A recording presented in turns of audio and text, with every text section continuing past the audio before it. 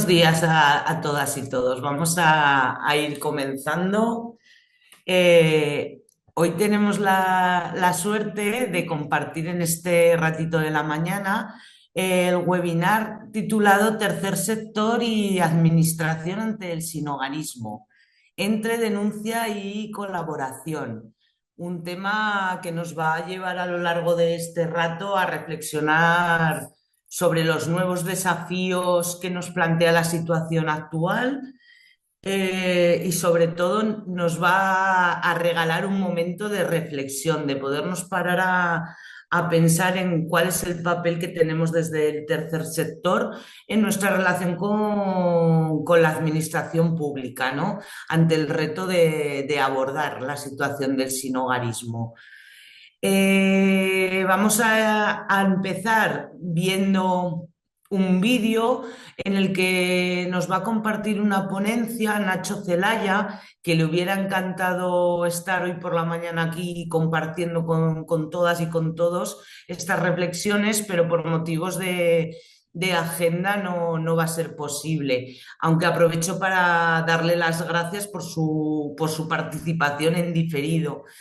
Vamos a ver en este vídeo cómo Nacho nos da algunas claves, nos da algunas pautas sobre el posicionamiento del tercer sector, cómo tiene que ser o cómo cree él que tiene que ser este posicionamiento ante la coyuntura actual de la pobreza.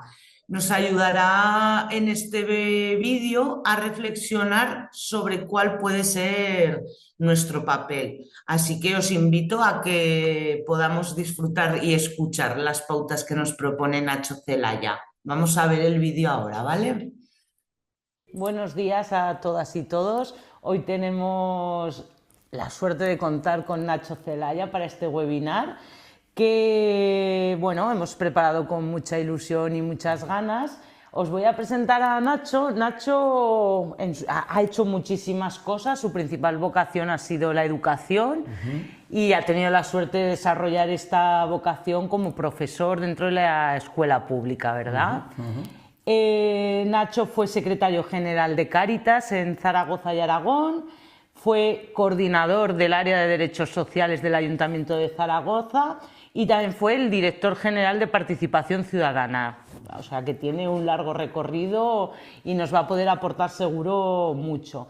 La idea es, Nacho, que podamos compartir hoy una reflexión que nos lleve a reflexionar a las personas que formamos parte de administración pública y entidades del tercer sector, un poco cómo tiene que ser nuestra colaboración, cómo tiene que ser, pues bueno, nuestras acciones, ¿no? Entre la colaboración, la denuncia, cómo nos debemos de mover.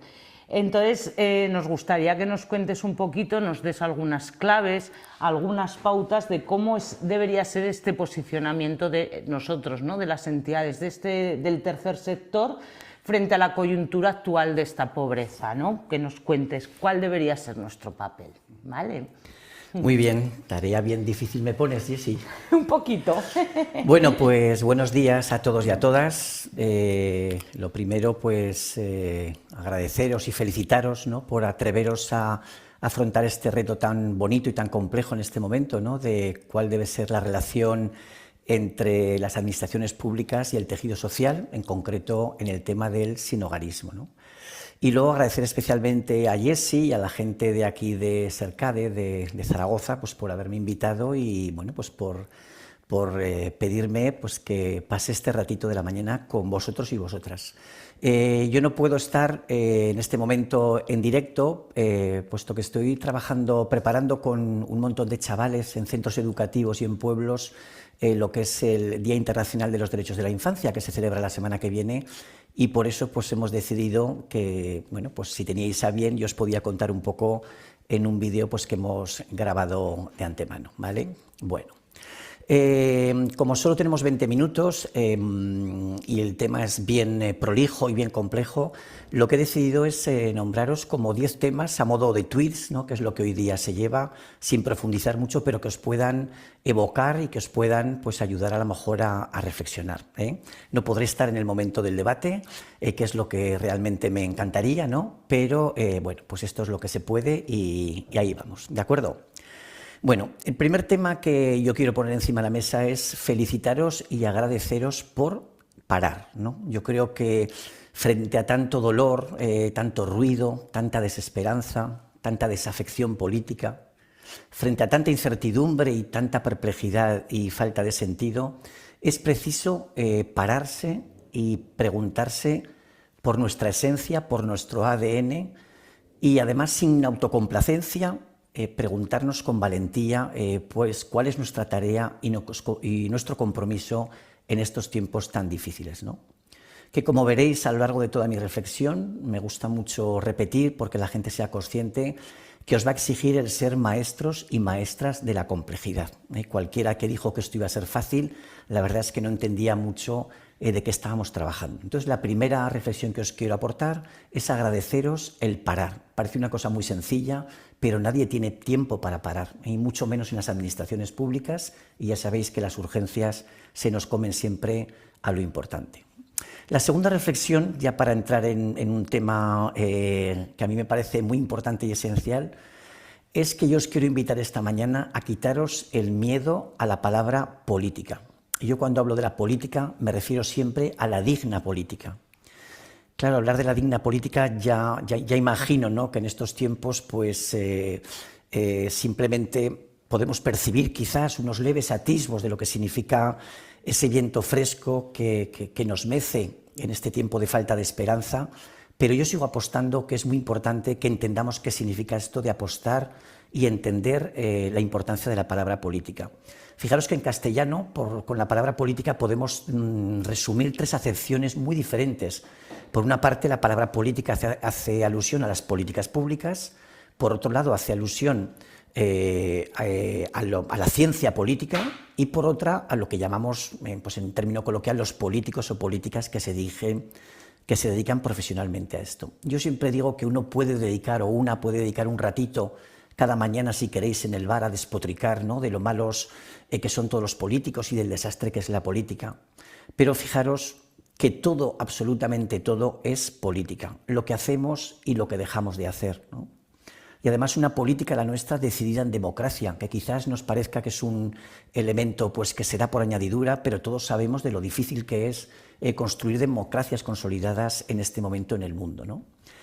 Y entender que la política es lo que ordena los derechos, las competencias, las prioridades y los presupuestos. Y esas cuatro palabras son las que al final van a decidir cuál es la relación entre lo público y lo social, ¿vale? Luego hablaremos, si tenemos tiempo, del tema de los concursos, subvenciones, licitaciones, convenios y, bueno, pues todos esos instrumentos que al final ordenan lo que es la relación entre lo público y, bueno, y el tejido social. Mi tercera propuesta, ¿no? A pesar de que ya sé que sois gente pues que como trabajáis en el mundo de las personas sin hogar, lo tenéis clarísimo, vosotros y vosotras, pero creo que en este momento en toda la sociedad, en el conjunto de la sociedad, nadie tiene duda que la vivienda es el tema más importante y el reto más importante al que se enfrenta esta sociedad. Y con ese matiz que siempre le añadimos la gente que trabajamos con las personas sin hogar, que no es lo mismo una vivienda que en un hogar, ¿no? Hablar de la importancia del hogar. Sabéis que estos días el informe FOESA, que hace Cáritas todos los años, hablaba de que el epicentro de la desigualdad se encuentra alrededor de la vivienda. Entonces yo creo que este tema es importante. Y es importante porque la vivienda es un derecho fundamental, ya sé que todo el mundo lo sabemos, pero es un derecho fundamental que se recoge en la Declaración de los Derechos Humanos, pero también en nuestra Constitución. Por eso también es muy importante que miremos a las administraciones públicas y que miremos a la política para entender un poco cómo podemos hacer posible que un derecho que está muy bien recogido en la Constitución luego sea una realidad. Y por conectar un poco la vivienda con el tema de la política que os decía en el punto 2, creo que a nadie se le escapa que las políticas públicas que se hacen sobre la vivienda son especialmente políticas, ideológicas.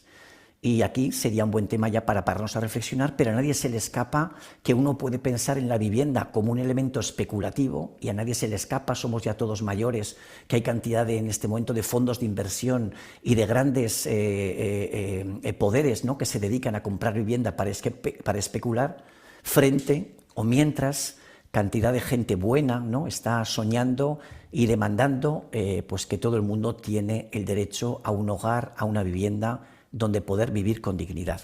Como veis, es un matiz tremendamente político. El cuarto punto que yo quería contemplaros es que si hemos dicho que la política es muy importante y que la vivienda es el tema más importante, creo que en este momento también hay que tener la conciencia de que debemos de hacer una apuesta muy clara por la defensa de lo público. Y yo creo que eso no es discutible. Ahora veremos por qué le corresponde esa responsabilidad que tiene lo público. Lo que ya también quiero meterme en una rendija que vosotros ya intuís en el título de la ponencia que me habéis pasado, ¿no? Y es que igual que tenemos que ser respetuosos y atender un poco a lo que proponen las administraciones públicas, también tenemos el derecho de la denuncia, desde el minuto 1 a la denuncia. Y esencialmente la denuncia por ellos y por ellas, por las personas que no tienen hogar, porque nosotros queremos y debemos ser voz de los que no tienen voz. Y en ese sentido, la denuncia profética siempre ha sido un elemento sustancial al tejido social que nos dedicamos comprometidos por intentar hacer un mundo mejor.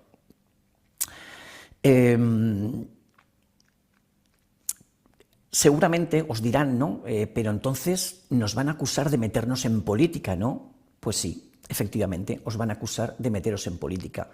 Y perdonadme que sea así de concreto y claro, pero me gusta ser provocador y hablar con claridad. Yo fui secretario general de Cáritas en su momento y a mí me encantó cuando Cáritas fue capaz de aguantar la presión política en esta comunidad autónoma nuestra, cuando se posicionaron con claridad a favor del ingreso mínimo de inserción. Y eso se le acusó de hacer política y efectivamente queremos hacer política, insisto, que no tiene que ver con política de partidos, sino con participar en todo aquello que tiene que ver con la organización de una sociedad más justa y democrática. Bien, entonces en este cuarto punto, ¿qué le corresponde a las administraciones públicas? Bueno, pues yo os diría que hay tres palabras que empiezan por C las tres y que de alguna manera definen de lo que estamos hablando. Por una parte es la Constitución, el máximo nivel de legislación en nuestro país, pues la madre de todas las leyes y de donde emanan todos los principios rectores de nuestro país, las competencias y el compromiso. La Constitución, las competencias y el compromiso. Creo que a estas alturas todo el mundo conoce el artículo 47 de nuestra Constitución, ¿no?, que dice la obligación de los poderes públicos de crear las condiciones necesarias para hacer efectivo el precioso derecho de la vivienda, ¿no? Ya sabéis lo triste que es y lo decepcionante cuando los derechos muchas veces quedan solamente reflejados en las leyes, pero luego no pueden ser posibles llevarlos a cabo. Y yo creo que en ese sentido nuestra Constitución es clara. Y además termina ese artículo diciendo que también tienen la responsabilidad las administraciones públicas de regular el uso del suelo. ¿Y esto es hablar de política o no es hablar de política? Ahí lo dejo, ¿no? Lo segundo, muy importante, importantísimo, que también muchas veces la gente, igual que con una, yo creo que falta de responsabilidad, decimos, pues es que yo estoy harto de la política no sirve para nada, ¿no? También hay muchas veces que decimos que estamos hartos de este tema de las competencias. Y claro, cuando llegan situaciones gordas como las que se han sufrido en este país en los últimos tiempos, yo creo que todo el mundo aprendemos y vemos lo importante que es pensar quién tiene las competencias sobre cada cuestión. La competencia significa quién tiene la responsabilidad. Y si hablamos en el tema de las personas sin hogar, pues estamos hablando, como os decía al principio, de tremenda complejidad, porque existen competencias que le corresponden a las administraciones locales, existen competencias que les corresponden a las autonómicas y existen competencias que les corresponde al Estado. Y esto nos toca a nosotros barajar y relacionarnos con los tres tipos de administraciones. En el caso de los ayuntamientos, sabéis que le corresponde a los servicios sociales, ¿no? El poner en marcha la atención de lo que tiene que ver pues, con la atención, con la acogida y con la intervención con las personas pues, que sufren cualquier tipo de falta de derechos, ¿no? En lo que tiene que ver con la autonomía, pues tenemos dos temas esenciales. Por una parte, la administración autonómica es la que tiene la obligación y la responsabilidad de hacer las leyes de servicios sociales. Yo tuve la suerte de participar en mi tiempo de director general, ¿no? Cuando se elaboró la ley de servicios sociales aquí en Aragón, una ley de última generación. También se creó y se constituyó el catálogo de servicios sociales y se hizo con un proceso participativo donde todas las entidades sociales, centenares de entidades sociales, trabajaron de una manera encomiable con la administración pública y, como luego veremos, de una manera complementaria para elaborar una ley de la que nos podemos sentir orgullosos y orgullosas. Y en tercer lugar, pues la competencia del Estado, pues en los que tenéis más trabajo, que sé que estáis aquí escuchando esta mañana, pues con el tema de refugiados, de solicitantes de asilo, con el tema de la inmigración, pues ya sabéis que eso es una competencia que tiene que ver con el Estado. También, si queréis, sobre eso podemos hablar luego, ¿no? Bien, hemos visto la Constitución, competencias y luego el compromiso, la tercera C de este cuarto punto. Bueno, pues ¿qué se le puede pedir de compromiso a las administraciones públicas, en concreto a todas, ¿no?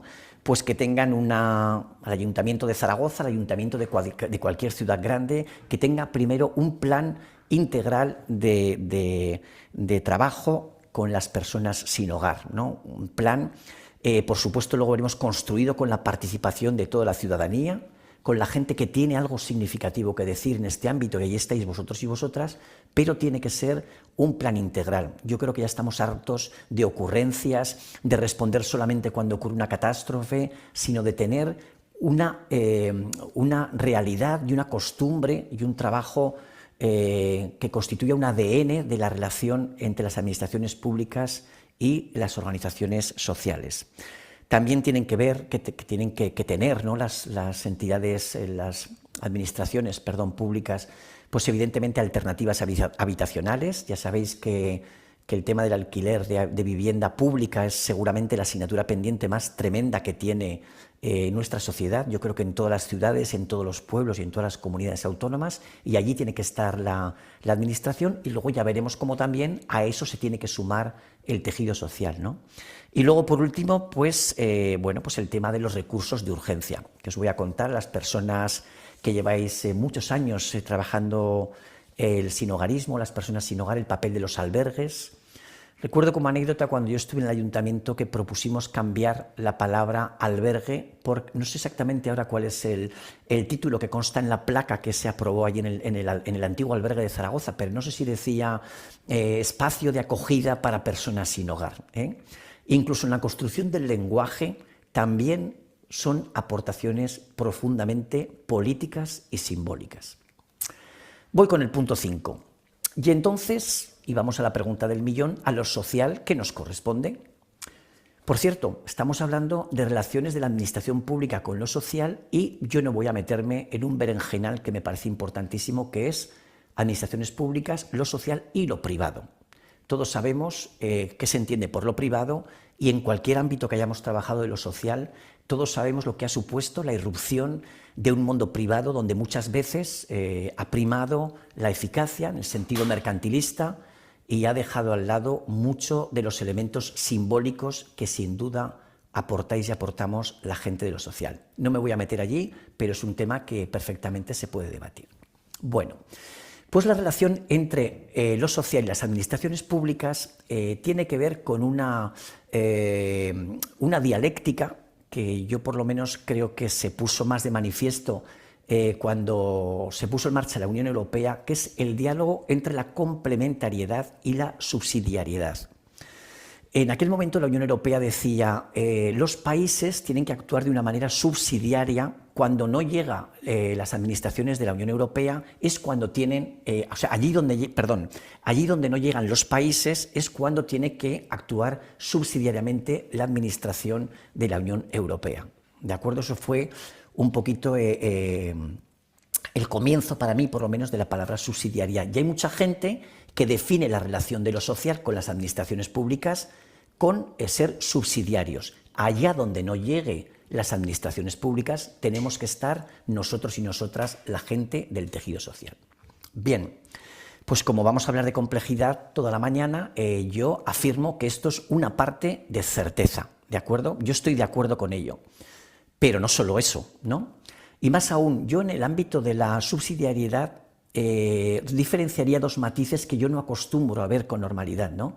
Por una parte, efectivamente, hay temas que la administración pública no llega a intervenir sobre ello y es papel seguramente, o es bien legítimo y bien lícito y bien deseable que haya organizaciones sociales que vayan a ser vanguardia y que pongan en marcha estos servicios. Pero cuidado, también lo pueden hacer denunciando desde el minuto uno que es una competencia que lo deberían hacer las administraciones públicas. Luego hablaremos de esto, ¿no? De que en realidad las entidades sociales, y siento decir esto que suena durísimo, deberíamos nacer con el objetivo de desaparecer. Pero yo creo que la subsidiariedad tiene también un matiz muy importante que aporta en el tejido social. Y no solamente hay que llegar donde no llegan las administraciones, sino también aportar elementos cualitativos que mejoran la actuación de las administraciones. Y ya sabéis que cuando hablamos de elementos cualitativos, a mí me parece que los dos esenciales son los que tienen que ver con el voluntariado, con los cuidados, con la atención las 24 horas al día y con la creación de una comunidad acogedora que logre el milagro último de la inserción. Esto sería la subsidiariedad. Ya veis que bien rápido y sería objeto y me encantaría poderlo debatir con tranquilidad, pero no va a ser posible, ¿eh? ¿Y de qué estamos hablando cuando hablamos de la complementariedad? ¿Vale? Pues primero, hemos dicho antes, asumir que los responsables de poner en marcha y planificar las políticas públicas son las administraciones públicas y se lo debemos exigir, una planificación seria. Luego ya veremos que una participación puede ser participada, ¿de acuerdo? Que además de hacerlo ellos y ellas, inviten, como no puede ser de otra manera, a la gente que protagoniza desde las redes que existen en el tejido social, en este caso personas sin hogar, de lucha contra la exclusión, y que sean también partícipes de la planificación. Pero la responsabilidad es la administración pública. Y también es la responsabilidad de la administración pública, y a mí me parece muy importante, asegurar que los recursos están en marcha. Ya veremos luego si pueden ser de titularidad pública o de titularidad social, privada o una mezcla de todas ellas, ¿no? Y la tercera cuestión que a mí me parece importante, que jamás las administraciones públicas pueden renunciar, es a la evaluación. La evaluación de las políticas públicas, un sueño olvidado en los mundos que estamos viviendo, ¿no? Donde todo es inmediatez, todo es ocurrencia, ya nadie se acuerda de que hay que evaluar las políticas públicas. Pero yo creo que el tejido social también debería de demandar de parar a la administración pública a que revise con nosotros la calidad de nuestras políticas públicas. Y entonces, pues, ¿cuál sería la clave de esta complementariedad que decimos? ¿Qué le tocaría al tejido social? Pues participar de tú a tú desde el minuto cero y sentados en la misma mesa con las administraciones públicas.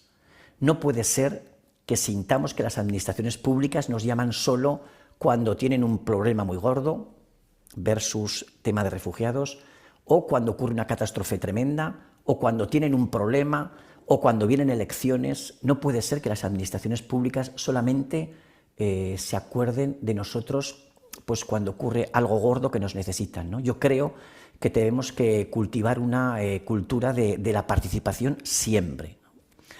En ese sentido, pues, subsidiariedad, con esos dos matices que yo os he dicho, ¿no? Mejorar la calidad y, evidentemente, pues también denunciar cuando estamos dedicándonos a cosas que a lo mejor no nos corresponden, y luego la complementariedad, que tendría que ver con sentarnos en calidad de iguales, pero sin que la administración nos utilice, incluso como se hace en muchas ocasiones, para que nosotros y nosotras nos dicen, no, vosotros mismos organizaros lo que queréis hacer. No, perdone, señora administración, es usted la que debe decidir y la que tiene que mojarse, ¿no? Y perdonar que voy a dedicar un minuto, pero lo quiero decir porque lo viví en primera persona, ¿no? Y es en el tema de los solicitantes de asilo, de los refugiados. En el minuto uno, cuando surgió la primera crisis en Siria, que empezaron a llegar refugiados a personas, solicitantes de asilo a España, se decidió en un momento determinado que desde el Estado, desde la administración estatal, se relacionaban directamente con un grupo de entidades sociales de reconocido prestigio, nada que decir en negativo, quiero decir, las personas que desde aquel día están dedicado, bueno, cuerpo, alma, dinero, corazón, profesionales, voluntarios a tope, pero yo nunca entendí por qué en aquel momento no se ponía en relación a estas entidades que directamente conectaban con el Ministerio, con las administraciones autonómicas y las entidades locales. Yo creo que es fruto de aquel desacuerdo que yo recuerdo haber estado en Madrid hablando con la secretaria de Estado, comentando en el minuto 1 este problema, ha llevado a que cuando llegan, por ejemplo, ahora problemas pues como el tema del terrible palabra, ¿no?, del reparto de las personas, de los chavales menores inmigrantes, pues tengamos este problema de descoordinación, de no saber, me han avisado, no me han avisado. A mí me parece que eso se hizo regular de partida, pero yo me siento orgulloso de todo el trabajo que habéis hecho, que han hecho las organizaciones que han estado y siguen estando pues allí en la tarea cada día para acoger a un montón de población que sigue llegando y que va a llegar y que queremos que sean ciudadanos de primera. Concluyo este punto, que es el más largo, ¿no? Este punto 5, pues quizás sería proponiéndoos un nuevo cambio en el nombre de la ponencia. Quizás podríamos decir solamente, habíamos dicho al principio que la titulábamos entre la denuncia y la colaboración. Bueno, pues yo os propondría tercer sector y administraciones entre el compromiso, la complementariedad, la subsidiariedad y la denuncia. O sea, hacer un poco más complejo las tareas que nos toca hacer de aquí en adelante. Os había dicho antes que tocaría el tema de los instrumentos públicos, convenios, subvenciones, concurrencia competitiva, pero creo que de tiempo no debo ir muy bien, tengo la sensación. Solamente decir una cosa, ¿no? Yo me volví loco en el tiempo que estuve en el ayuntamiento por defender los convenios. Da la impresión en la administración pública que todo lo que tiene un componente de riesgo, siempre antes que te puedan acusar, como tantas veces se ha hecho, de que puedes tener favoritismo con algunas entidades, es mejor quitarlo. Y es mucho más sencillo para esta sociedad llevar todo a concurrencia competitiva. Concurrencia competitiva que hace que siempre ganen los mismos y que sea una cuestión al final que la decide el dinero. En ese sentido, yo creo que el tejido social, y yo seguro que hubo mucha gente que nos partimos la cara, ¿no?, por intentar. Hay que reconocer que claro que tienen sentido los convenios con las entidades que tienen como vocación, como historia, como ADN, como experiencia, profesionales, voluntarios, montón de gente que sabe hacer bien las cosas. Y claro que hay que hacer convenios con las entidades sociales. Yo personalmente no me dan ningún miedo, siempre que los que están al frente de las administraciones no tengan ningún miedo de ser personas honestas. Bueno, voy ya en 3 o 4 puntitos más pequeños. El sexto punto era hablar un poquito de las personas sin hogar. No os quiero contar obviamente nada de eso, simplemente deciros una cosa que es una obviedad, y es que nos han cambiado el campo de juego, ¿no? Quiero decir que lo que significaba las personas sin hogar hace 15 o 20 años, pues cuando en Zaragoza nació, por ejemplo, la coordinadora de personas sin hogar, no tiene nada que ver a lo que en este momento significa el problema de la vivienda, ¿no? Toda la irrupción, hemos dicho ya, ¿no?, pues de las personas solicitantes de asilo, el tema de la inmigración, incluso gente trabajadora que está en el ámbito de la pobreza, como nos dice el informe FOESA. Bueno, yo creo que los jóvenes, los mayores, el tema de la vivienda se ha convertido, y el tema de las personas sin hogar, en un tema de AUPA, ¿no? Tenía más cositas, pero bueno. El séptimo punto, la importancia de la coordinación.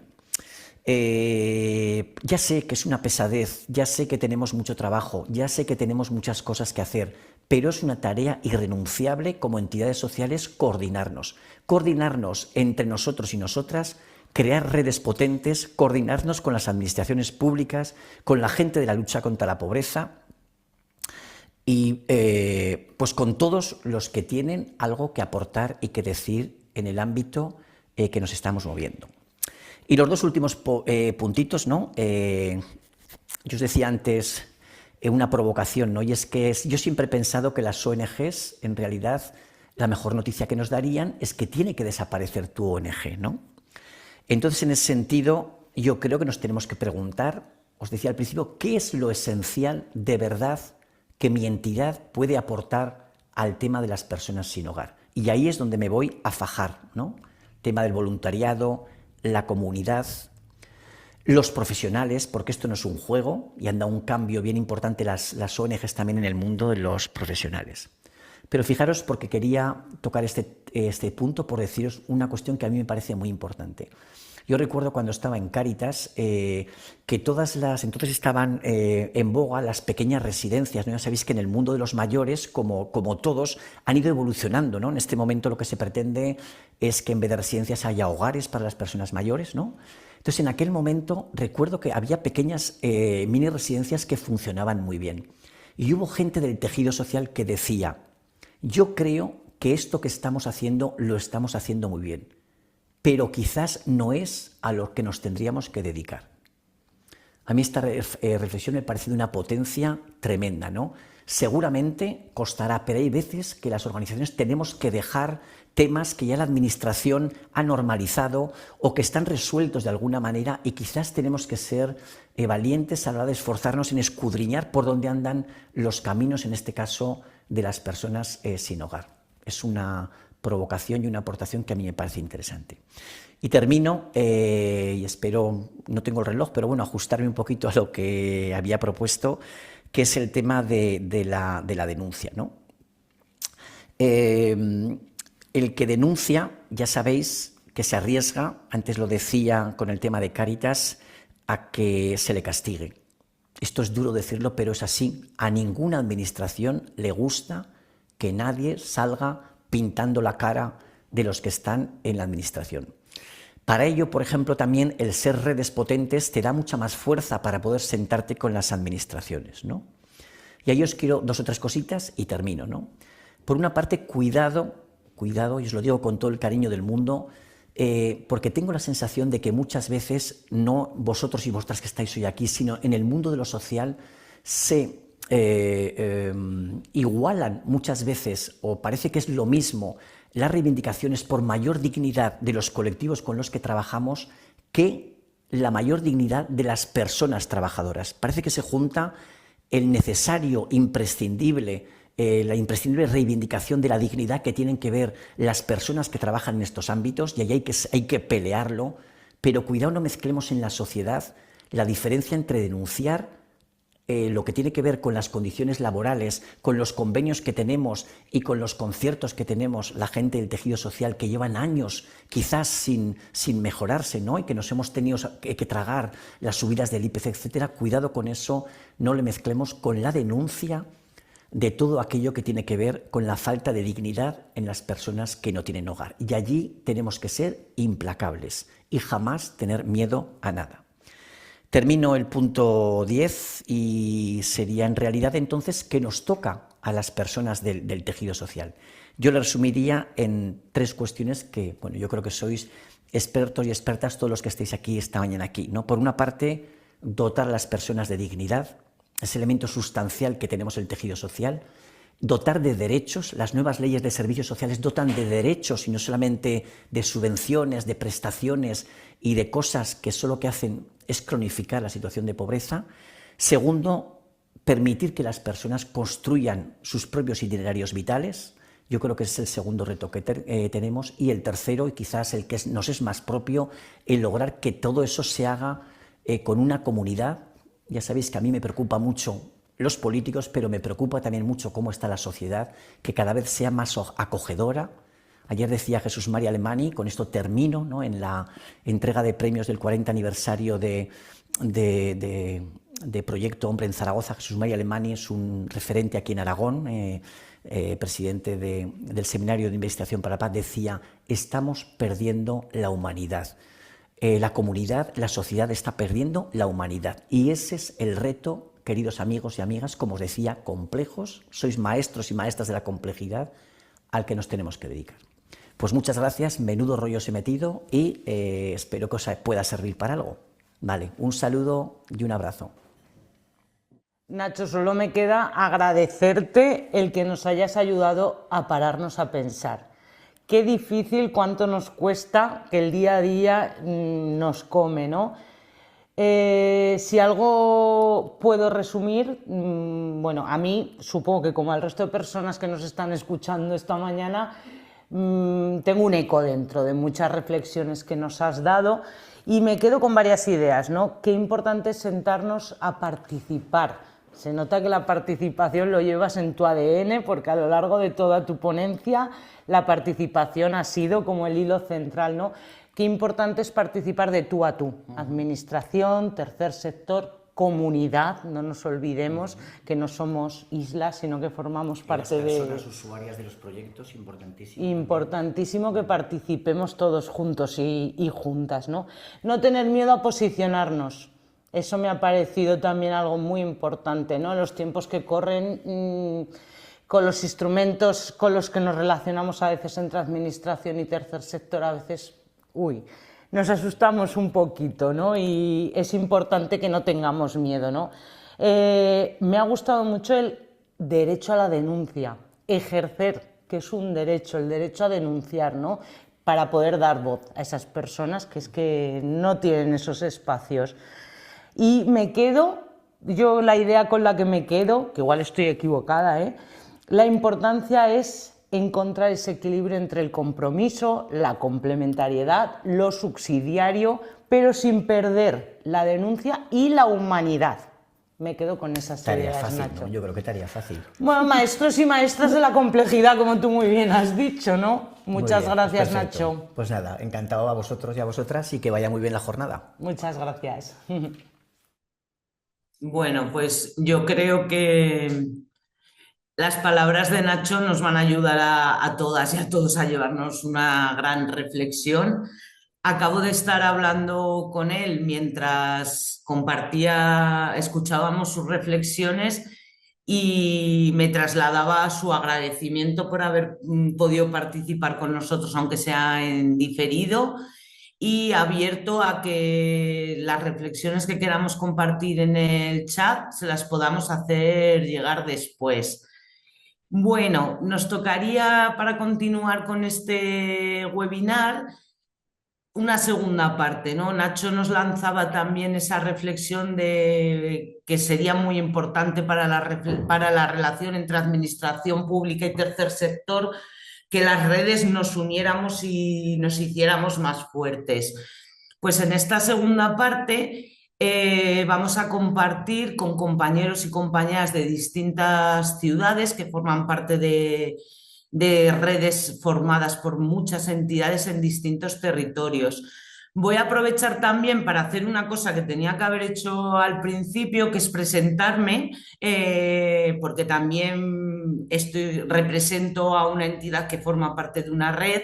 Soy Jessi, coordinadora regional de SERCADE en Aragón. SERCADE formamos parte de la red FACIAN, que FACIAN es la red que organiza estos webinars formativos. Como muchos y muchas ya sabéis, FACIAN está formada por 18 entidades de todo el estado que acompañan a personas en situación de sinhogarismo o de exclusión residencial. Hoy tenemos la suerte de compartir este diálogo entre territorios con 3 personas que nos van a hablar un poquito, vamos a reflexionar sobre cómo es el sinhogarismo en 3 territorios diferentes y el papel que está teniendo el tercer sector entre la denuncia y la erradicación. La primera persona que nos va a contar un poco qué se hace en Aragón es Javier Muñoz, presidente de la Coordinadora de Personas Sin Hogar de Zaragoza y patrono de la Fundación San Blas. Así que, Javier, adelante, si nos puedes contar un poquito. Pues sí, buenos días a todos y a todas, espero que se me oiga bien. Sí, como decías, Jessi, yo pertenezco a Fundación San Blas, que es una entidad pequeñita, que está dentro de lo que es la Coordinadora de Entidades para Personas Sin Hogar. Esta coordinadora se constituye en Zaragoza en 1988, la constituyen 4 entidades inicialmente, pero a lo largo de esos años nos hemos ido incorporando otras entidades hasta completar 9. Voy a nombrar rápidamente: Cáritas Diocesanas, Cruz Roja, San Vicente de Paúl, Obra de Social del Carmen, San Blas, SERCADE, Fundación La Caridad, la Hermandad de Refugio y Cruz Blanca, digo porque somos muchos y no me quiero dejar a nadie. Y nacemos con esta idea, sobre todo, de crear una red para atender de forma conjunta y coordinada a las personas sin hogar de la ciudad de Zaragoza. Sabéis que Aragón tiene esa peculiaridad que un porcentaje altísimo de la población de Aragón se centra en Zaragoza y por eso en principio sale de Zaragoza. Sí que es cierto que de estas entidades que os he nombrado, algunas de ellas también están, dijéramos, situadas fuera de lo que es Zaragoza capital, con lo cual, pues bueno, la atención, dijéramos, es integral. Y ya te digo que en el año 19 nos constituimos ya como una asociación, una coordinadora así. ¿Cuál es la misión básica de esta coordinadora? Pues lo primero y fundamental, defender y promover los intereses de las personas sin hogar, coordinando sobre todo el trabajo que intentamos hacer entre las nuevas entidades. También intentamos, lógicamente, contribuir a la transformación de nuestro entorno, siendo nosotros, dijéramos, los interlocutores, como hablaba antes Nacho, los interlocutores ante las administraciones de todas esas políticas.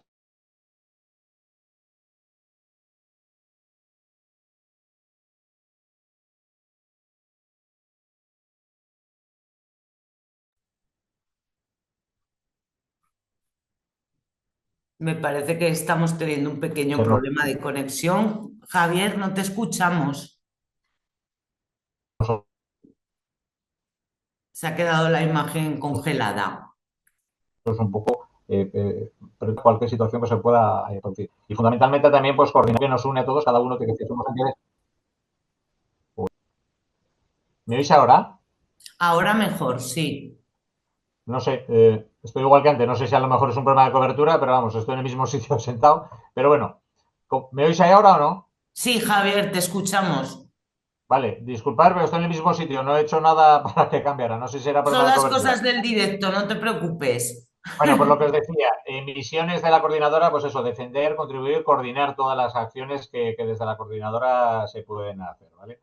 ¿Qué son nuestras actividades principales como coordinadora? Pues sobre todo sensibilizar al tejido social, a administraciones, de la problemática de lo que es las personas sin hogar y intentar, pues eso, de alguna manera contribuir a base de proyectos, sobre todo para poner voz a todas las personas. Concienciar a la opinión pública. Creo que estamos viviendo un momento bastante difícil en el sentido porque luego hablaremos del incremento, desgraciadamente, que estamos teniendo de usuarios o de personas en esta situación, con lo cual yo creo que nuestra labor, lógicamente, es concienciar. También intentamos, lógicamente, pues promover contactos, organizar eventos, jornadas, estudios, cualquier cosa que sirva para esto. Y luego también tenemos una serie de comisiones de sensibilización, de empleo y formación, de vivienda, de salud, de calle, para aglutinar entre todos esfuerzos para ir todos en el mismo camino e intentar, pues eso, paliar esta situación. Y esto es un poco lo que desde la coordinadora, ya te digo, hacemos, porque al final tenemos un mismo leitmotiv o un mismo motivo para ir juntos, que es, pues eso, atender a las personas sin hogar y sobre todo concienciar y apoyar.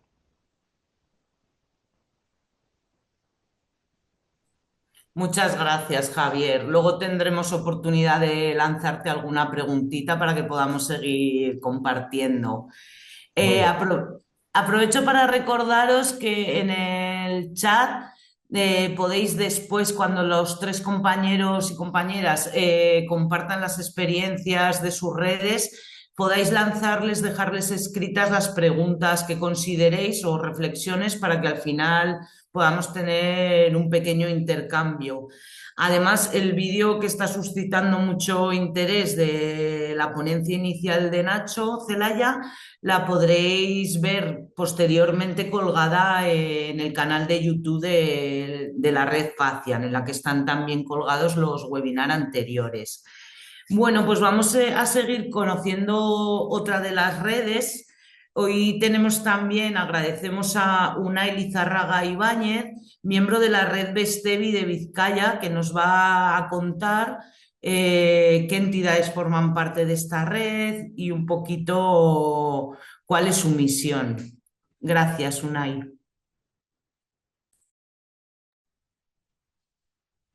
Vale, Egunon, buenos días. Gracias por invitar a Bestevi y a ver si intento en poco tiempo decir muchas cosas.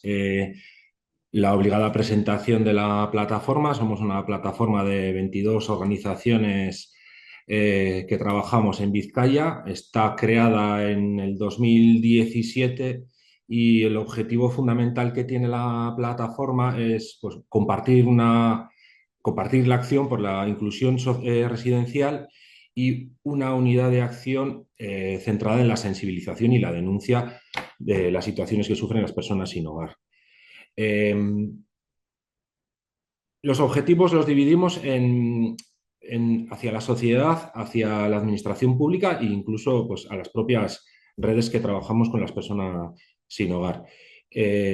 No voy a enumerar las organizaciones que estamos, en la página web que tenemos ahí tendréis toda esta información y lo que voy a decir además ahora pues lo tendréis bien explicado, voy a intentar resumir. Creo que es importante dividir los objetivos que tiene BestEBI pues porque los enfoques son distintos y creo que tenemos que tener las tres patas claras. Quiero decir, por un lado, dirigirnos a la sociedad en general para intentar generar una relación abierta y horizontal entre la sociedad y las entidades y, bueno, favorecer encuentros que genere un pensamiento colectivo distinto. Dos cosas fundamentales también, desmontar los prejuicios y estereotipos que sufre el colectivo de personas con las que trabajamos y luego, evidentemente, la reivindicación eterna del derecho a una vivienda digna. Esto como objetivos así generales enfocados hacia la sociedad. Luego, dirigidos hacia la administración, pues, por decirlo de alguna manera, velar por el cumplimiento de los compromisos que adquiere la propia administración, insistir en que hay un enfoque sobre el problema estructural que supone el sinhogarismo, que este enfoque de las administraciones y las políticas públicas se centren en derechos y, bueno, básicamente eso. Y luego, por otro lado, que no me parece menos importante, pero bueno, también está bien y creo que va un poco al hilo de esto y luego al final, si puedo, hablaré también de esto, las propias redes, ¿no? Tenemos que reclamarnos espacios de intercambio, de reflexión, autocrítica y, bueno, y reclamarnos también a nosotras mismas, a las propias entidades, calidad y buenas prácticas en la prestación de los servicios que tenemos. Eso como presentación de la plataforma. Sí que me parece más importante que la presentación de la plataforma, que es igual explicar un poco la situación actual. Y para esto, porque como no tenéis por qué creer lo que yo diga, me voy a ceñir al resultado que el séptimo informe sobre la situación de las personas en exclusión residencial graves que se ha hecho en la Comunidad Autónoma Vasca en 2024 y que es que además ahora se han presentado los resultados, creo que las cifras que voy a dar explicarían mejor que yo la situación en la que estamos. El informe habla de 4.300 y pico personas en situación de exclusión residencial grave en la Comunidad Autónoma Vasca. De este número tan gordo, 1.500 y pico personas están literalmente en situación de calle y de esas el 50% están en Vizcaya, que es en la provincia donde la plataforma BestEBI participa. Tenía un montón de cosas para decir, pero voy a intentar ser escueto. Creo que también es relevante, sobre todo bueno, pues, con el recorrido que tiene la Comunidad Autónoma Vasca y el funcionamiento de las administraciones públicas y los recursos que hay. En este mismo estudio se reflejaba que había 2.700 y pico personas que estaban en centros de alojamiento. Que me parece que también es relevante pues bueno, el recorrido que tienen las políticas. Y lo más importante del estudio, me parece, que es lo que dicen las personas que contestan a estas encuestas hechas en una hora un poco intempestiva. Entonces, cuando a las personas les preguntas por las causas del sinhogarismo, la mayor parte de ellas, un porcentaje muy alto, habla de que es un problema estructural. Dentro del problema estructural habría muchos económicos, problemas laborales, pero voy a poner un titular así feo para seguir diciendo que la calle mata.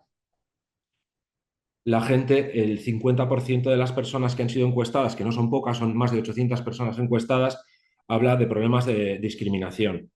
hablan de victimización, de porcentajes bastante significativos de personas que han sufrido robos, insultos, que han sido agredidas físicamente. Hablamos de agresiones sexuales, que si aquí hacemos un capítulo específico sobre las mujeres en situación de calle o de exclusión residencial, hablaban de casi un 30% de las mujeres frente a un 3 y pico han sufrido agresiones sexuales. Entonces, me parece que cuando decimos que la calle mata, estamos hablando de cosas concretas. Sigo hablando de la realidad. La gente lo que transmite en estas encuestas es que está sola, no tiene relación familiar o muy poquita gente tiene relación familiar y en la calle está sola, tiene muy poca, pasa la mayor parte del tiempo sola. Y luego, lo último que me parece también relevante es casi un 30% de las personas que han sido encuestadas tienen problemas de salud graves y o crónicos. Entonces, creo que con estas 4 cifras que he dado, quería transmitir la situación actual que hay en la comunidad autónoma, la que hay en Vizcaya en concreto, y lo que un poco la gente que está en situación de exclusión residencial grave ha transmitido en este estudio, que os recomiendo leer porque de verdad que tiene miga. Creo que la calle mata, sigue matando y no podemos perder esta parte de reivindicación y de denuncia constante con respecto a esta situación. Y termino con la reivindicación que la plataforma Bestevi hizo en la última acción de calle que hicimos, que fue el mes pasado, en el que reivindicábamos cosas tan sencillas o tan manidas o tan desgraciadamente en la actualidad como vivienda asequible y apoyo a los alquileres, recursos de atención digna y cercanas en todo el territorio, no solo en las grandes capitales. Aquí hay un temazo también que me imagino que tiene que ver mucho, como decía el compañero de Zaragoza, una prevención real para los desahucios y actuar antes de que sea tarde, y coordinación efectiva entre las instituciones y escuchar, y este me parece muy importante, escuchar a quienes viven y han vivido el sinhogarismo. Entonces, no me extiendo más, pero me parecía que, bueno, una cosa es la plataforma que yo vengo hoy a representar y me parece importante como punto de partida explicar un poco en la situación en la que está la comunidad autónoma vasca o en concreto Vizcaya. Muchas gracias, Unai. Pues luego te lanzaremos alguna pregunta para que sigas hablándonos de la realidad en la que os encontráis allí actualmente. La tercera compañera que forma parte del diálogo entre territorios de esta mañana es Ana López Izquierdo, presidenta de la Red Sensellar de Valencia. Gracias, Ana. Te escuchamos que nos cuentes un poquito en qué consiste, quiénes formáis parte de esta red y cuál es vuestra misión. Pues muchas gracias a vosotros en primer lugar vosotros y vosotras por la invitación a la plataforma Sensellar en este espacio de reflexión y de intercambiarnos nuestras preocupaciones y la situación que tenemos en nuestra realidad más inmediata. La plataforma Sensellar actualmente está conformada por 14 entidades, entidades todas como en el resto de plataformas con experiencia en la atención y en proyectos y servicios dirigidos a personas en situación de sin hogar, que pues comenzamos a trabajar de alguna manera en el 2016. La plataforma se constituye en el 2016, pero hasta el 2021 no se constituye formalmente como asociación y tiene personalidad jurídica y demás, ¿vale? Surge como una mesa técnica evolucionada, por así decirlo, ¿no? En Valencia en concreto, pues fruto un poco de esto que comentaba antes Nacho, ¿no?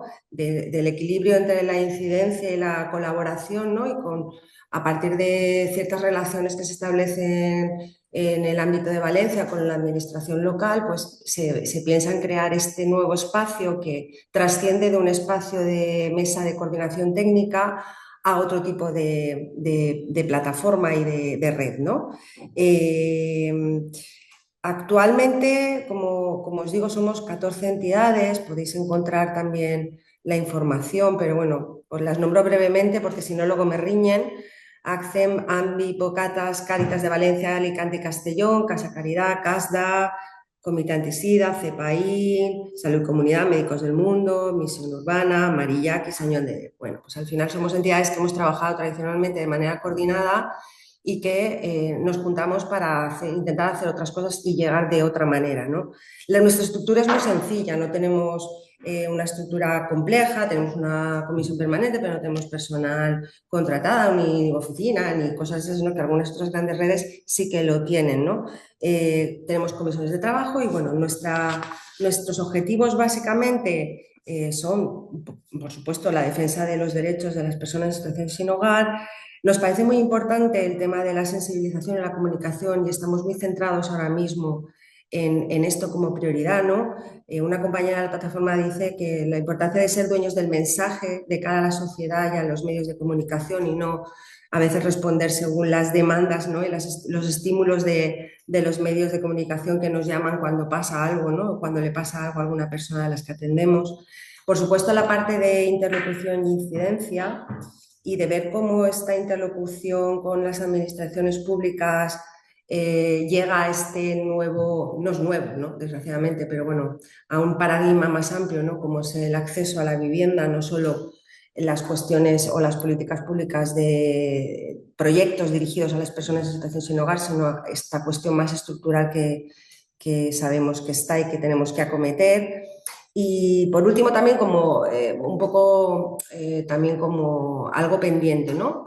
Pues todo lo que tiene que ver con la participación efectiva y el empoderamiento de las personas que atendemos, ¿no? Las personas en situación sin hogar, tanto hacia adentro de nuestras propias entidades, en nuestras propias redes, ¿no? Y cómo articular y cómo ser voz o no, cómo ser, cómo somos... les devolvemos esa participación a las personas que atendemos, ¿no? Para que reivindiquen realmente sus derechos. Un poco yendo a la situación de la Comunidad Valenciana, que me parece bastante significativa, porque evidentemente nos condiciona en los objetivos o en aquellas prioridades que tenemos encima de la mesa en la plataforma. Y bueno, no me voy a meter en datos, pero sí que hacer una referencia a los datos del último censo realizado en las 23 ciudades españolas en el 2023. Bueno, pues veía la foto, ¿no? De que las principales ciudades de la Comunidad Valenciana, Valencia, Alicante y Castellón, están en los primeros puestos del ranking en cuanto al número de personas entrevistadas o localizadas, y también sucede si esto lo llevamos a los datos con relación al número de población de las ciudades, ¿no? Es decir, esto está ahí, son números, no se pueden esconder, pero luego también hay una serie de cuestiones cualitativas que nos preocupan y nos ocupan, que voy a ir un poco nombrando y voy a intentar no enrollarme mucho, porque yo creo que son cuestiones que compartimos, ¿no? En otros lugares de España, en otras comunidades autónomas, ¿no? Pues como os decía, más allá de lo cuantitativo, pues tenemos otra serie de preocupaciones. En primer lugar, el desmantelamiento de la red de recursos municipales que estamos viendo que se está produciendo, ¿no?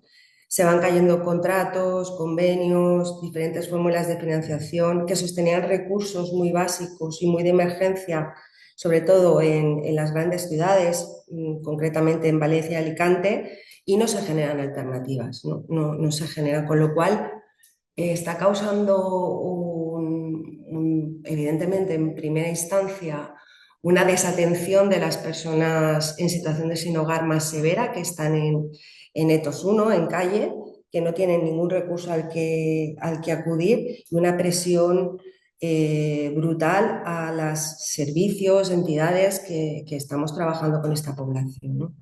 En segundo lugar, el desarrollo de fórmulas de financiación poco estables, y yo diría poco estables y, digamos, discrecionales o un poco más subjetivas, por así decirlo, ¿no? Que lo comentaba antes Nacho, ¿no?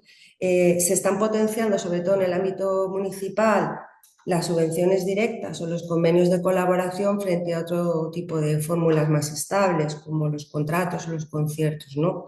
Y eso lo que está generando es pues, bueno, salvo el concierto de acogida autonómico, todo lo demás está bailando en el aire. Por simplificación administrativa se están produciendo situaciones de que de repente las bases se derogan, que luego las bases van a salir en cada momento que se convoca una ayuda, bueno, en fin.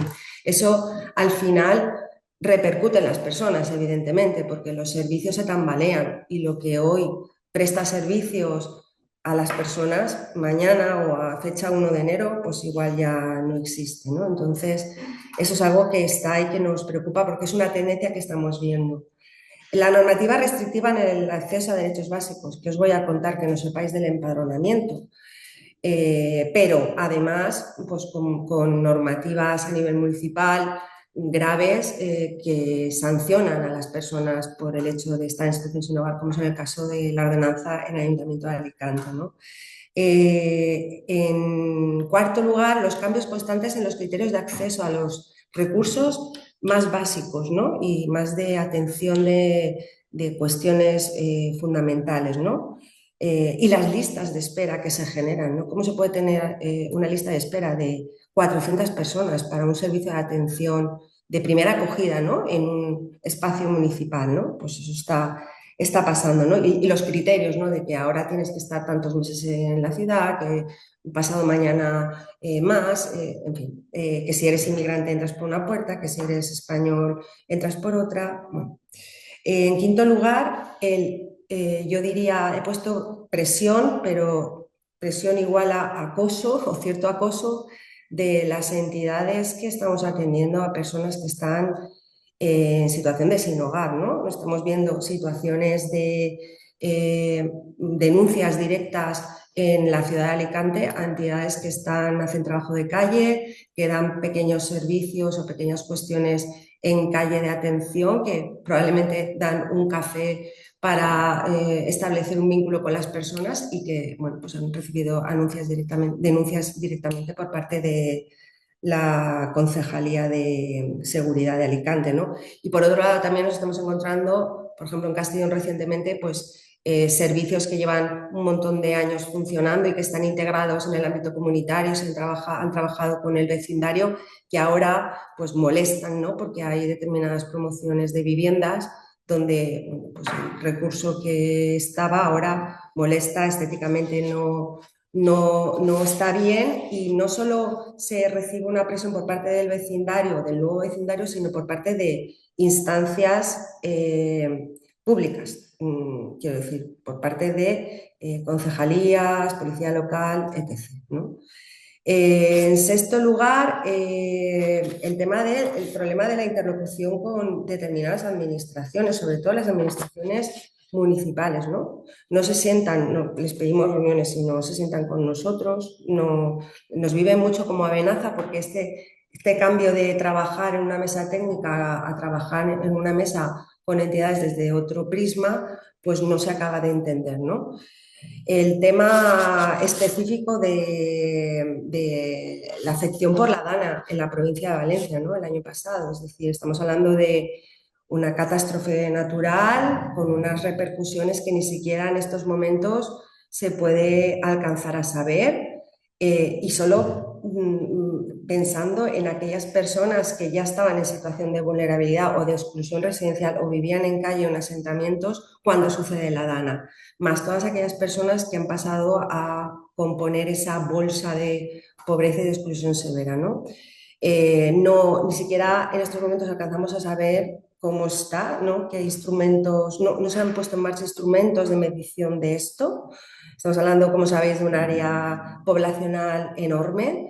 Y bueno, pues sí que hay previsto hacer un recuento a finales de este mes en algunos ayuntamientos, pero bueno, eso condiciona bastante todo el devenir, ¿no? Porque esto lo vamos a ver, ¿no? Como cuando pasó el COVID, ¿no? Las consecuencias del COVID se ven casi que a años, ¿no?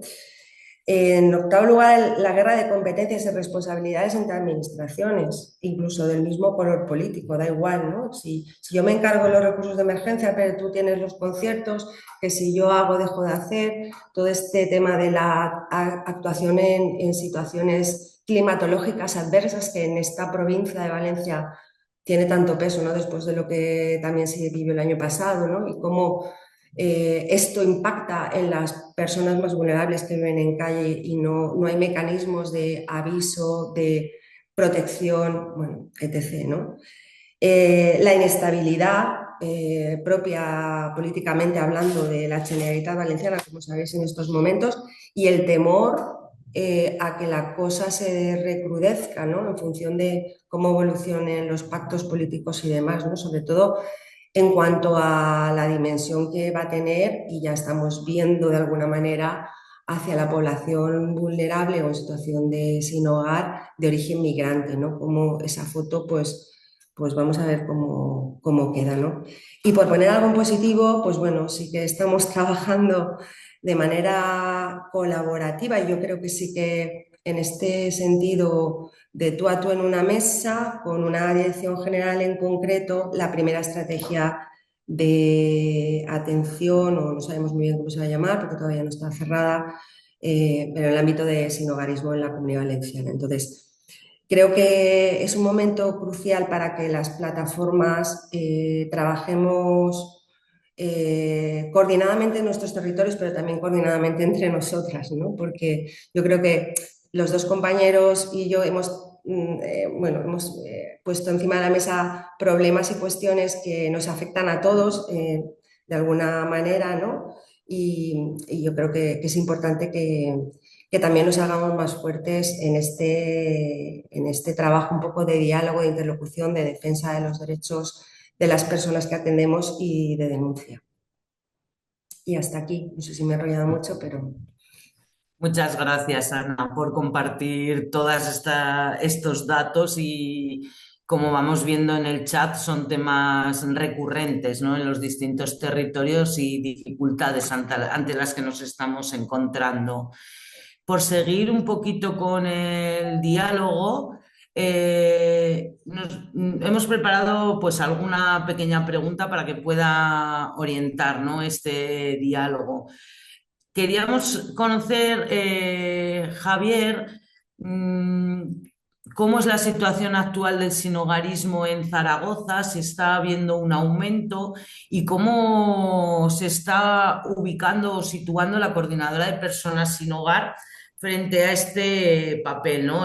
Frente al papel tutelar que tiene la administración local y el acceso a derechos, ¿no? ¿Cómo crees que está siendo el papel actual de la administración y el de las entidades que formamos parte? A ver, en primer lugar, por situar un poco cómo está la situación ahora en Zaragoza, ya como os he comentado, que se ciñe más en Aragón, prácticamente en Zaragoza. Actualmente nosotros estamos prácticamente en máximos. Y cuando me refiero a máximos es que estamos atendiendo a más personas de las que hemos atendido nunca. Recursos de las entidades que componemos la coordinadora, la semana pasada nos reunimos y todos llegamos a la misma conclusión, que estamos llenos prácticamente y en muchos casos, y es lo lamentable de esta situación, muchas veces con lista de espera, cosa que hasta ahora nunca se había producido. Esto es un problema. Sabemos fundamentalmente que el problema es que el perfil, que me imagino que nos va a pasar un poco a todos, que el perfil de la persona usuaria ha cambiado totalmente. No os tengo que comentar, nosotros ahora el perfil y de muchísima gente, pues es eso, el joven inmigrante sin papeles, de una determinada edad, que se encuentran en esa situación hasta poder acceder al tema del arraigo, pues se encuentra en una situación pues de calle absoluta. Entonces, bueno, esto nos está llevando pues a ser cada día más reivindicativos. Cuando me dices que qué hacemos, bueno, lo que sí que tenemos claro es que la administración, tanto local como regional, tiene la responsabilidad de garantizar los derechos mínimos y fundamentales de las personas. Vivienda, salud, empleo, lo que sea. Y sobre ellos recae la garantía, o tiene que garantizar que esto lo tiene que hacer, y con ello erradicar el problema del sinhogarismo, como decía antes Nacho. Ellos son los que tienen que proponer y dar los recursos estables y dignos para las personas. Nosotros, como coordinadora, en este caso no podemos sustituir en ningún momento ni aliviar las obligaciones públicas. Y yo creo que es un tema de ellos. Nosotros aquí, ¿para qué estamos? pues para complementar y sobre todo para vigilar su cumplimiento. Es decir, ellos son los que tienen que hacer, tenemos que hacer puente, un poco de puente entre la administración y las personas que para eso nos sirven. Pero vuelvo a insistir, la responsabilidad es indelegable y lo tienen que hacer ellos. Nosotros siempre vamos a estar a su lado, pero no nos van a dejar de reivindicar. ¿Qué pasa? Dicho esto, pues claro, existe, como habéis dicho antes, ese equilibrio entre lo que es la denuncia y la colaboración, ¿no? Yo creo que no debería ser excluyente. Yo creo que se puede denunciar a la vez, pero a la vez se tiene que colaborar, porque si no, al final, yo creo que son sus funciones y nuestras funciones, yo creo que son complementarias y necesarias. No podemos ir uno de cada lado y dedicarnos exclusivamente a denunciar sin apoyar, ni ellos, te quiero decir, a no hacernos caso. ¿Qué pasa? Que sí que es cierto, y lo ha comentado Nacho también en su intervención, que esa dependencia financiera que en algún momento podemos tener de la administración, por el tema de conciertos, convenios, llamarlo como quieras, o relaciones contractuales de cualquier tipo, pues quizás en algún momento puede limitar esa capacidad de crítica, ¿vale? Yo creo que no debería, pero sí que es cierto que alguna entidad, y eso lo sabemos, o por lo menos estamos viendo que a lo mejor esa relación tan contractual que ellos tienen, pues puede limitar esa acción de crítica, pero yo creo que tenemos que salir de ahí. ¿Cómo? Pues intentar no depender tanto de la administración. Sé que es difícil, pero yo creo que eso sería algo que tendríamos también que ponernos todos de acuerdo o intentar focalizar ahí esfuerzos en intentar no depender tanto de la administración financieramente, me refiero, para tener, dijéramos muchas veces, libertad. Yo sé que hay entidades que están limitadas en cuanto a su voz crítica, muchas veces se ponen de parte de la administración por esa dependencia, yo creo que tal. Y por otro lado, intentar, igual que nosotros hemos ido de coordinadora, tenemos una coordinadora, intentar hacer frente común, ir con una sola voz. Es importante que vayamos todos a una, que no nos diversifiquemos y cada uno vayamos a buscar nuestro espacio, porque eso yo creo que nos hace perder fuerza y al final perder nosotros fuerza repercute de una manera directa en nuestras personas, nuestros usuarios, que son los que al final se ven un poco, dijéramos, perjudicados por eso de ir cada uno a la suya y no ir de una forma coordinada. No sé si te he contestado con esto, pero creo que es complicado. Ya te digo que es complicado, pero desde luego no tenemos que revelar, dijéramos, en nuestra posición de reivindicar, exigir a la administración que la obligación, vuelvo a repetir, la obligación es de ellos. Y es una responsabilidad de la administración. Nosotros estamos para apoyar, para reivindicar, para coordinar, para ir de la mano, pero realmente la responsabilidad es ellos. No nos pueden.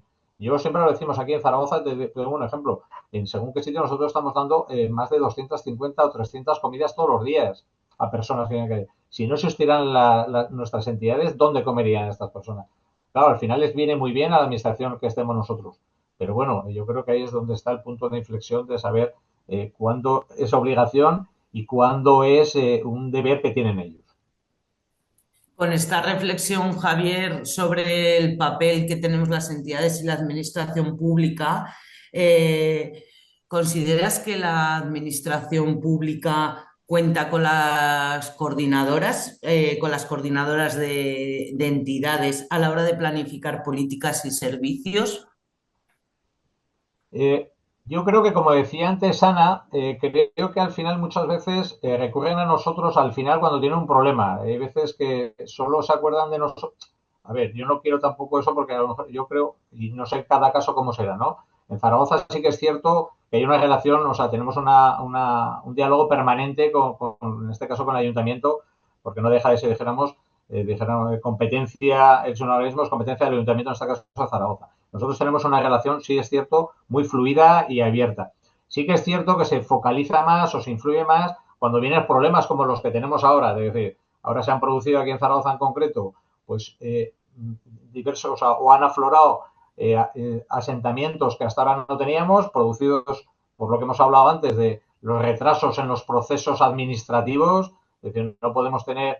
Ahí se nos presentaron en la entidad donde estoy yo, se nos presentaron 4 chavales que ya tenían el manifiesto encima de la mesa, 4 chavales de Burkina Faso con el manifiesto encima de la mesa y no saben nada más. Es decir, si ya tienes el manifiesto, no me los aboques a estar en la calle e intenta agilizar eso para que no sea ni un día el que tenga que estar en la calle con el manifiesto en la mano. A eso me refiero, ¿vale? Entonces, sé que hacen todo lo que pueden, se nos tiene en cuenta, pero, claro, yo también entiendo que hay muchos problemas generales, los ayuntamientos o la administración tienen muchos problemas. Y yo creo que focalizan el problema cuando se les viene encima y hay algo que les quema en la mano, entonces sí que nos echan mano. No nos tienen tanto en cuenta. Pero yo creo que ahí está también nuestra labor, ¿no? De estar permanentemente, como te diría yo, llamando, preocupándonos, estando encima, solicitando reuniones para informar, para informar, para informar.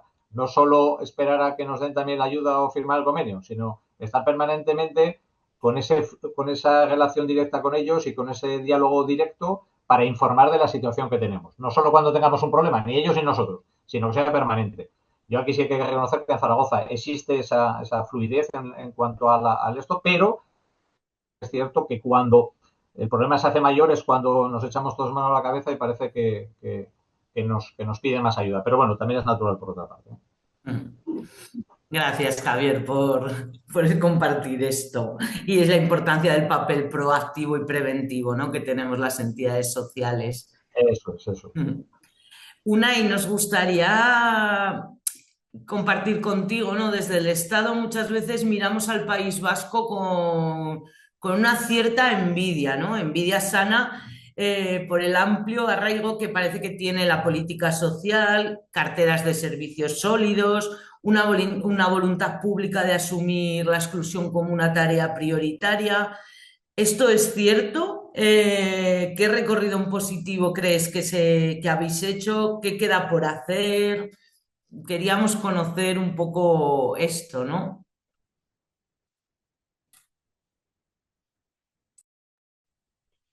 Vale. Bueno, a ver si las comparaciones y un poco al final también relacionándonos con otras organizaciones del norte del estado y así, pues bueno, ves que los recorridos o que la evolución en todas las comunidades no ha sido desde luego la misma. Yo considero que en la comunidad autónoma pues ha habido como dos hitos muy importantes, que fue la Ley de Servicios Sociales en el 2008, que fue la que reguló un poco las competencias y que eso realmente pues, tuvo una importancia y sigue teniendo una importancia muy relevante. Luego, a posteriori, el decreto de cartera del 2015, que, por decirlo de alguna manera, fijó los servicios, consolidó una red de servicios que nos lleva a día de hoy. Entonces, creo que sí, hay mucho trabajo hecho, sí que considero que hay una responsabilidad pública por abordar el tema del sinhogarismo y hasta ahí las alabanzas. Con la presentación primera que he hecho, pues creo que estamos más en ver en qué situación tenemos actualmente que en ver lo bien que lo hicimos, ¿no? Creo que estas leyes o estos decretos que en su momento fueron pues bueno, muy importantes, creo que su recorrido, su desarrollo nos ha llevado a situaciones en las que las contingencias y las instituciones trabajan, y me sale, iba a decir de manera estanca, no sé si es la palabra más adecuada, pero cuando tienes que afrontar tu situación desde tu discapacidad o elegir entre tu dependencia o elegir entre tu situación de desprotección o tu exclusión, creo que hace difícil esto que hablamos muchas veces de poner en el centro a la persona, de la interseccionalidad, un montón de palabras muy, muy, muy gordas que luego en el desarrollo del día a día parece que tienes que elegir entre alguna de tus problemáticas a ver si encajas. Y como tengas demasiadas problemáticas, ya no vas a encajar en ningún sitio. Entonces, esto está así dicho feo, pero yo creo que es una realidad bastante actual. Otra debilidad que creo que tenemos, que se elaboran estrategias que son importantes, pues no sé, como cualquier plan de gestión al final de aquí a, yo qué sé, 5 años agendas son importantes y la definición de ellas pues lo es, pero si esas estrategias son orientaciones y no son de obligado cumplimiento, no suponen demasiado avance. En esas estrategias, pues las instituciones, vamos a los municipios o que ya estaban un poco implicados en esta historia, se van a seguir implicando, pero mientras no haya una obligatoriedad, pues considero que un cambio relevante no va a haber. Con los datos que os he dado antes, hay que decirlo porque así es, los servicios se encuentran saturados, estamos pues, en cifras de personas en calle. Yo trabajo en concreto en Bilbao y las cifras, pues bueno, en los últimos años han subido exponencialmente. Entonces, tenemos una situación de saturación en el que los propios servicios sociales municipales tienen serias dificultades para atender a todas las personas que están en esta situación.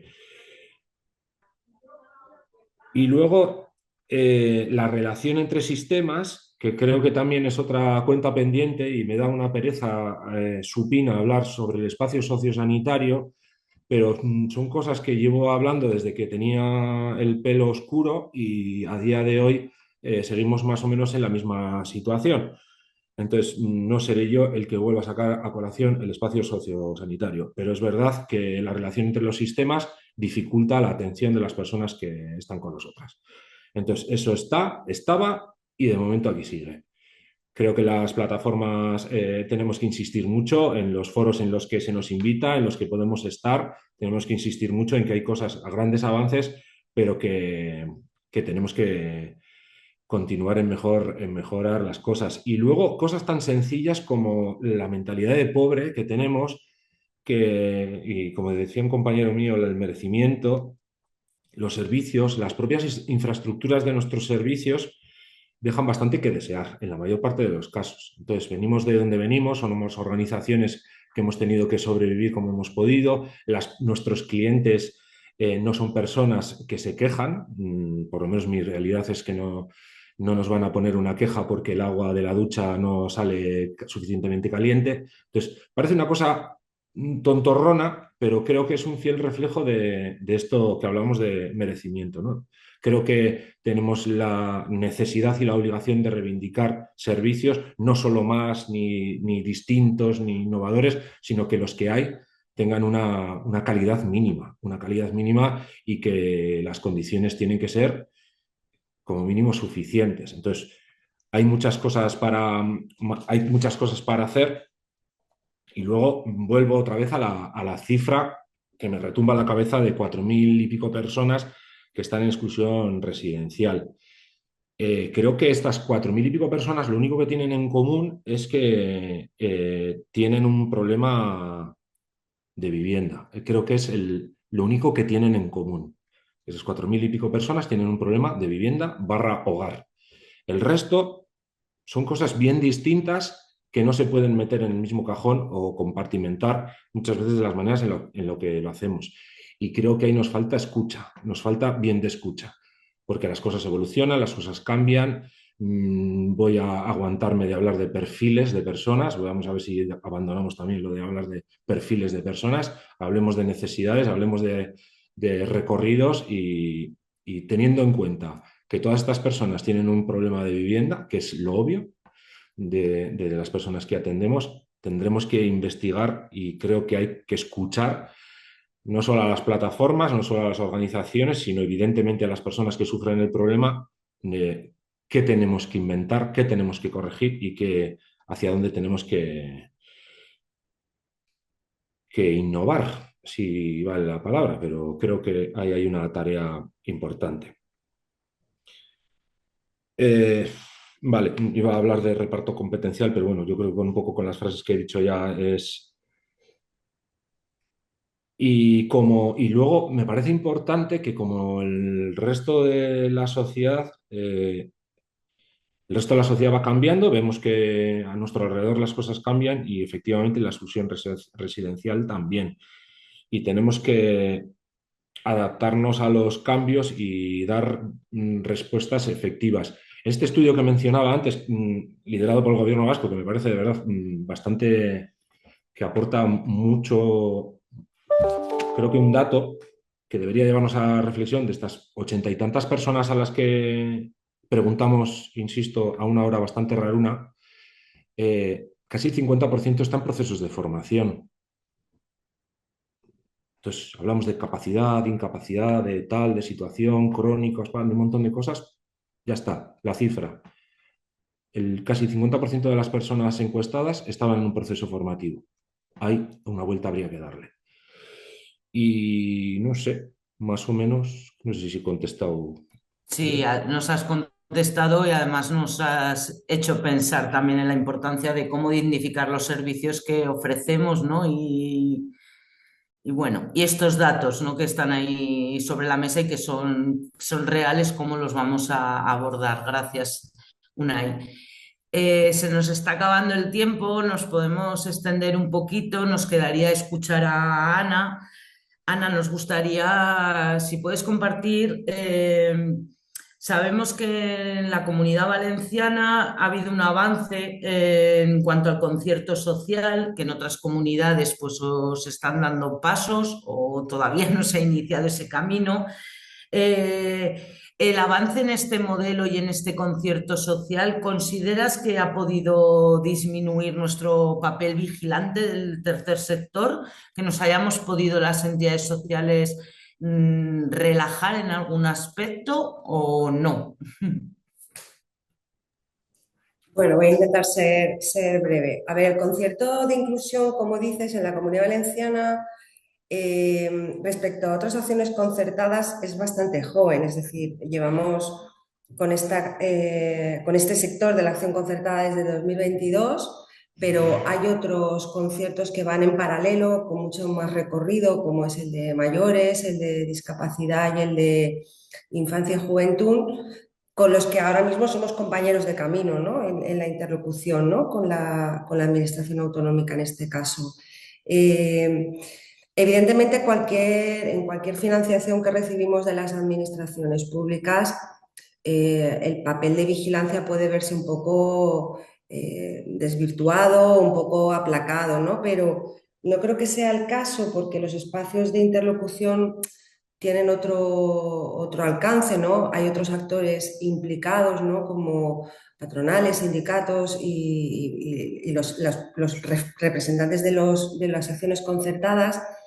Y yo creo que ahí el papel de las plataformas es muy importante, precisamente, ¿no? Porque en nuestro caso, por ejemplo, nuestro papel vigilante básicamente se refuerza o queremos reforzarlo porque somos un poco el cajón desastre del resto de acciones concertadas. Es decir, al final, todo, ¿no? Como decía antes, creo que ha sido Unai, ¿no? La relación entre los sistemas, ¿no? Que dificulta la atención a las personas que atendemos, ¿no? Al final, todo el mundo va para la calle, ¿no? Es decir, una mujer víctima de violencia de género que no accede al sistema, al recorrido tal cual, ¿dónde acaba? En la calle. Un joven que no entra en el sistema de emancipación porque no se porta bien, ¿dónde acaba? En la calle. Es decir, al final son realidades que se encuentran desembocadas en vivir en la calle y que entonces entran en nuestro sistema de inclusión como un cajón desastre, no como está en la calle, no, pero estamos privándole de derechos de acceso a otro tipo de prestaciones, servicios y bueno, pues a los que tienen derechos, ¿no? O sea, porque a un chaval le pasa privar de acceso al sistema de emancipación para entrar a una vivienda de exclusión, perdón, o sea, por el hecho de que está en la calle. Entonces, bueno, para nosotros es importante ese papel vigilante para que, pues eso, ¿no? Esa relación entre los sistemas esté equilibrada y no seamos el cajón desastre de la acción concertada en este caso.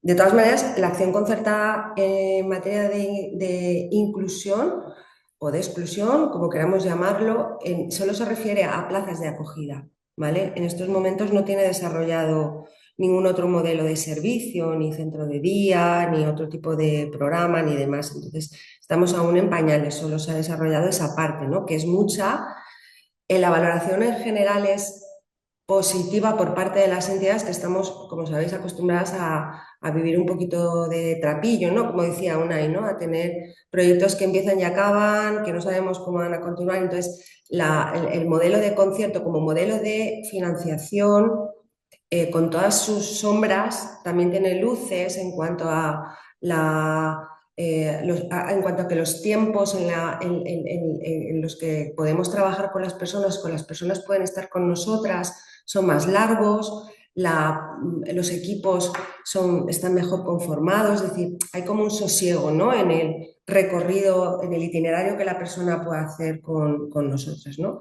Y también nos enfrenta a tener unos estándares de calidad, ¿no? Por lo que decía también el compañero, de calidad. Es decir, aquí somos prestadores de una plaza pública y eso no solo hay que hacerlo formalmente, de cumplir con todos los requisitos formales, sino tenemos que poner el resto, ¿no? Y de una manera ordenada y tener estándares de calidad en la atención y en la intervención muy potentes, como tiene que ser cualquier servicio público, ¿no? Como debería de tener cualquier servicio público. Entonces, para nosotras es un reto y para nosotros en estos momentos está suponiendo un papel vigilante precisamente hacia adentro del propio sistema de la acción concertada, intentando que el resto de sistemas funcionen para que las personas no tengan que llegar al momento de la exclusión social para poder acceder. No sé si te he contestado. Totalmente, nos has contestado y nos has iluminado la importancia de seguir estando vigilantes. Como nos hemos ido ya de un poquito del tiempo, a modo de cierre, sí que me gustaría que cada uno de las personas, tanto Ana como Unai y Javier, pudierais resumir en una frase muy breve cuál sería un reto futuro de las entidades del tercer sector entre la denuncia y la colaboración con la administración pública. Una frase así a modo ya de cierre con todos los datos que hemos compartido y reflexiones de hoy. Si quieres empezar tú, Ana, que estabas ahora mismo hablando. Qué Difícil. pregunta más difícil. Maestros de la complejidad, lo ha dicho Nacho Celaya al Total, principio. total. A ver, son muchos los retos, pero yo creo que hacia dentro de las entidades que conformamos las redes, esto nos lo tenemos que creer. Es decir, el trabajo en red ha venido para quedarse y nuestras entidades, porque al final yo y todos nosotros estamos representando a entidades que conforman redes,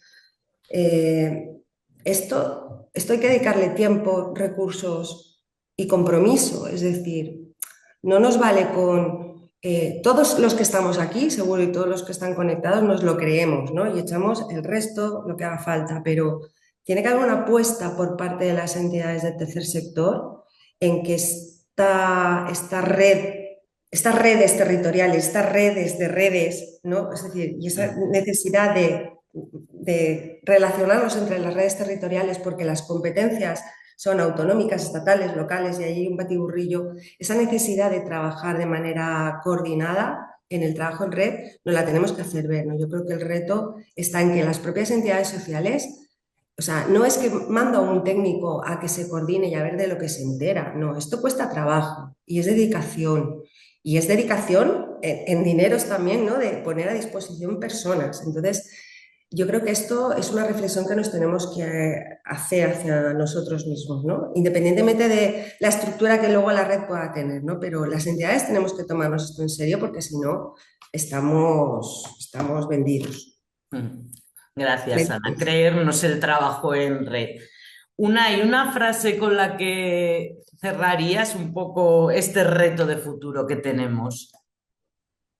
Ni de risa me va a salir una frase solo, pero yo creo que el escenario que tenemos actualmente en el que, como decía el compañero al principio, que lo voy a decir feo, pero a mí me sonaba eso, que la denuncia ante la administración para las redes como Bestevi, pues puede ser, suena mal o incomoda o incluso enfada a la administración.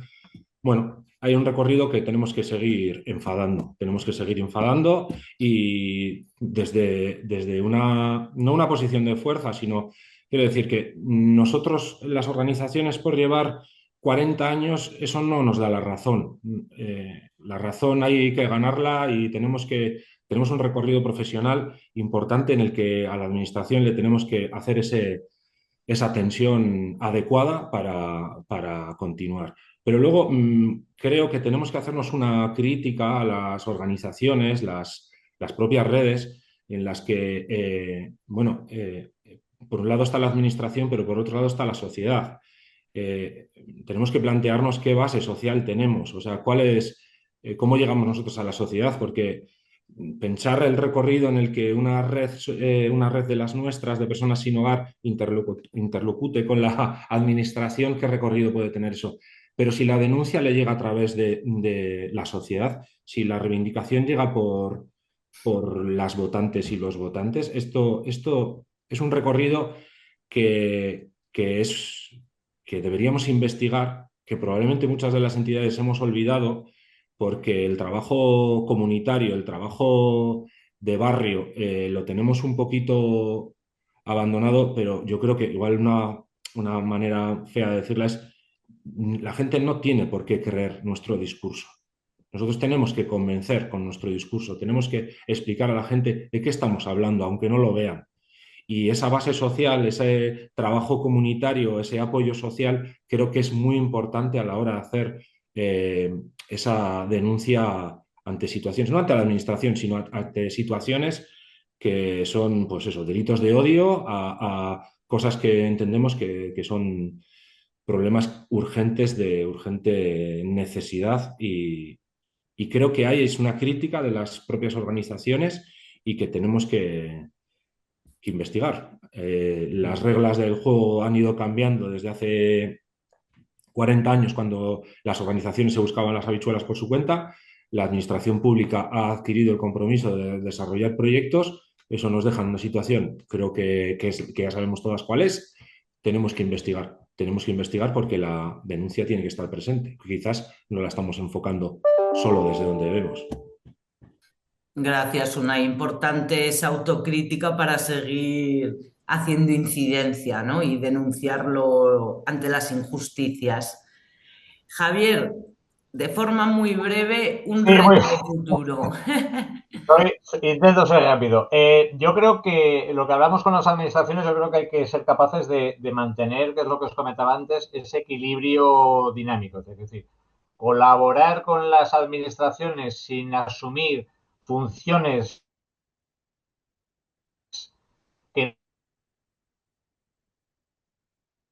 no son nuestras, o sea, más colaborar con ellos, buscar ese equilibrio y intentar sobre todo denunciar, que es lo que hablábamos ahora con una, hay que denunciar, pero sobre todo sin romper los canales de diálogo que ya tenemos. Es decir, buscar ese equilibrio, sé que es difícil, pero yo creo que solo denunciando no vamos a conseguir porque al final también tiene que haber un diálogo con ellos, porque yo creo que es una parte importantísima. O sea, ese equilibrio de denunciar pero a la vez de colaborar sin romper eso.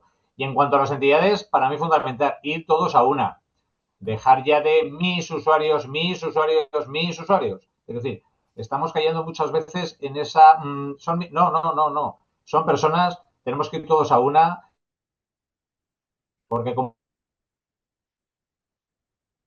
hacemos a ir cada uno por nuestro, o sea, por nuestra, las redes, las coordinadoras, yo creo que eso nos da fuerza suficiente ante la sociedad, porque vamos todos a una, y ante la administración, con lo cual evitemos los personalismos o esto, porque si no al final lo vamos a perder.